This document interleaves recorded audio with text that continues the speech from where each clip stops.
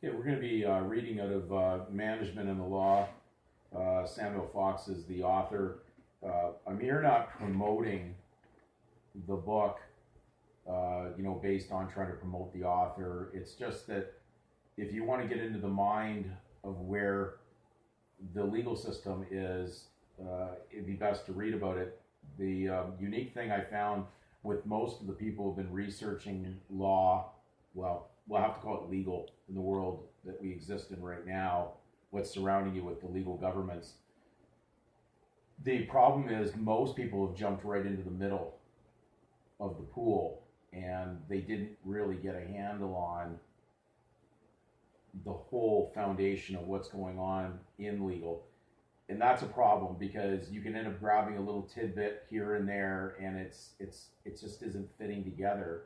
And that's where people get into trouble in courts, defending things that they really do not know is going to harm them.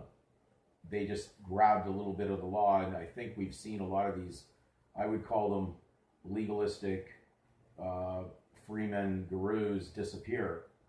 It's only because they really don't have the substance of what they're talking about. And so lacking the spiritual side, you would never see the legal side as what it is. So we're going to read out of, this was about the best I could find to explain how they're birthing legal entities and how they come about. And they don't hide the idea even of the concept of or conception of a birth through a birth certificate. So we're going to read out of chapter 2. It's not a long read. I'm only going to read you roughly a few paragraphs out of it, but it should explain basically what they're doing, and listen closely because there's clues in how these writers write. Even sometimes I don't even think they're aware that they actually are giving you the clues or giving you the answers. Sometimes they just say it because they've been robotically trained to say it that way, and so they teach and they write in that manner, not even knowing what they're saying. So under this, it's called Law and the Economic Order. The economic order constituency. The world in which we live comprises several orders, among them the social, the political, the ecclesiastical, the military, and the economic. The last named, which I could always say the last name, is referred to in everyday usage as the business world. Business administration is concerned exclusively with the economic order. Therefore, at the outset, it is necessary to have some general idea of what the business world is and how it operates. Just as the social order is composed of all the individual human beings in the world, the economic order is made up of all the individual business units in the business world. Each unit is regarded as a separate economic entity, and the sum of all the economic entities at one moment constitutes the business universe or economic order. Each economic unit is regarded as separate and distinct from all others. The true significance and meaning of economic entities may best be grasped by an analogy with social entities or human beings who make up the social order.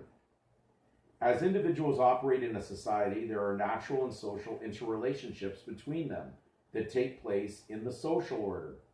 Because of the characteristics of human beings, these interrelationships tend to create friction, the more so far as their conduct is unrestrained and uncontrolled. Consequently, an institution known as the law has been introduced into our society. It promulgates the rules required to regulate the conduct of individuals with one another in the social order.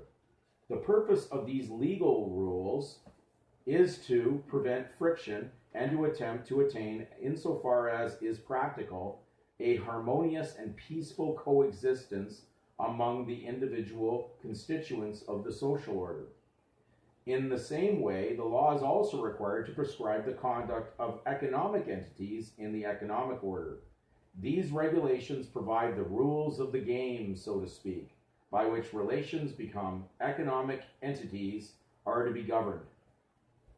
The purpose of the law in this domain, as well as to avert friction and promote harmony among economic entities in their everyday business transactions, and to ensure the best interests of the public, as is expected in an advanced society.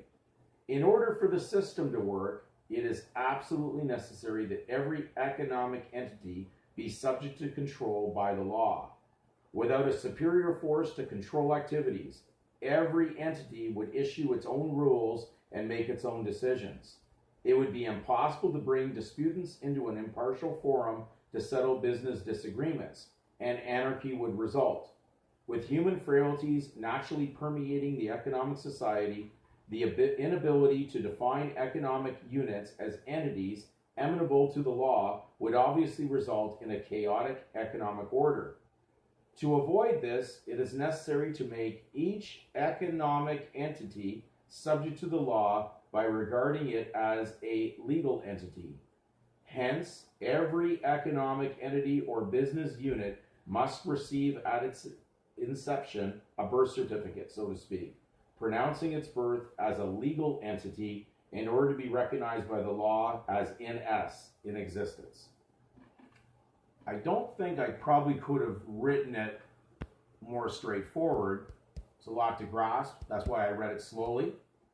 There's many that won't have the book, so I can probably find time to actually just scan pictures of this and put it up on the video, so you'll have a chance to be able to read it slowly, because it is a lot to digest. But he's really telling you how it has to run, and they can't have this operate in legal without creating a legal existence of something.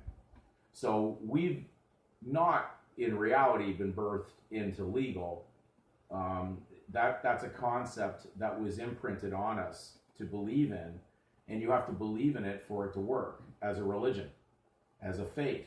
So the secular world, or humanism, is now the new faith that eventually will lead to worship of the state.